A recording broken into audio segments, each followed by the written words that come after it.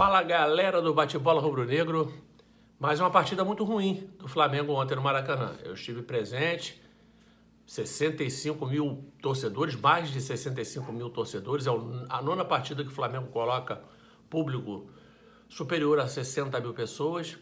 E o que se viu ontem foi mais uma vez um Flamengo desarticulado, um Flamengo que não consegue ser dominante ao longo da partida, joga 15, 20 minutos, consegue fazer uma pressão sobre os adversários durante 15, 20 minutos e depois o time parece que vai perdendo o fôlego, vai perdendo a concentração e aí não consegue efetivamente fazer o resultado.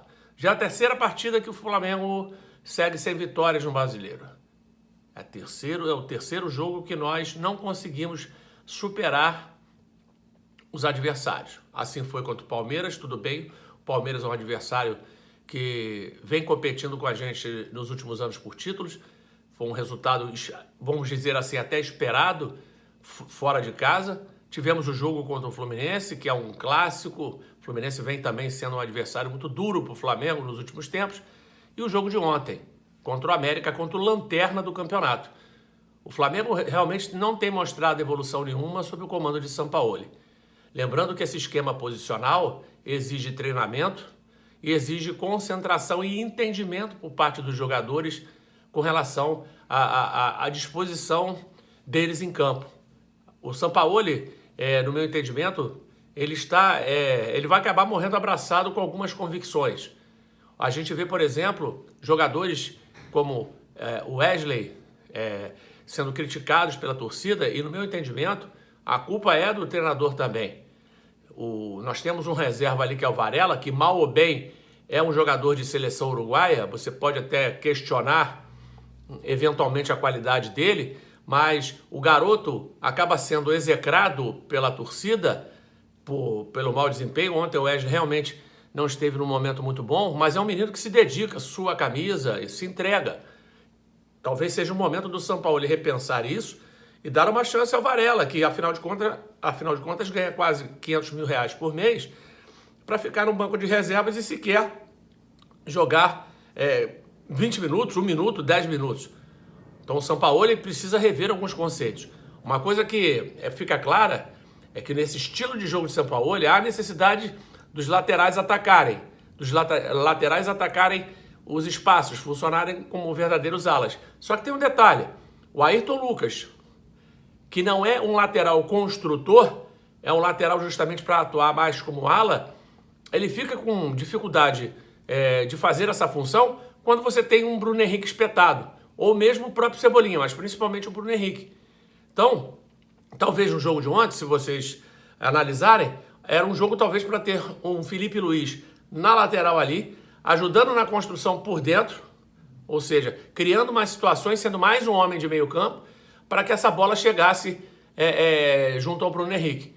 Então o Sampaoli, no meu entendimento, ele está perigosamente flertando com resultados ruins por não rever as suas convicções, por não rever o seu modelo de jogo. Fora isso, nós temos também jogadores numa fase técnica, uma má fase técnica realmente de se lamentar. Gabigol não consegue ter uma sequência de jogos no mesmo nível. Mas foi decisivo contra o Atlético Paranaense. Sim, é o que se espera dele.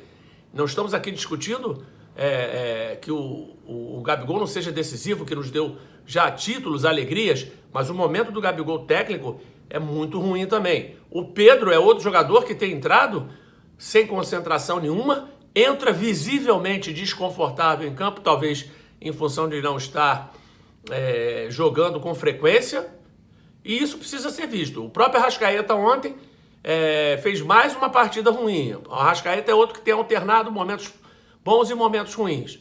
E que Flamengo é esse que vem pela frente? Qual será o Flamengo que vai estar em campo contra o Grêmio na próxima quarta-feira? Muito preocupante isso.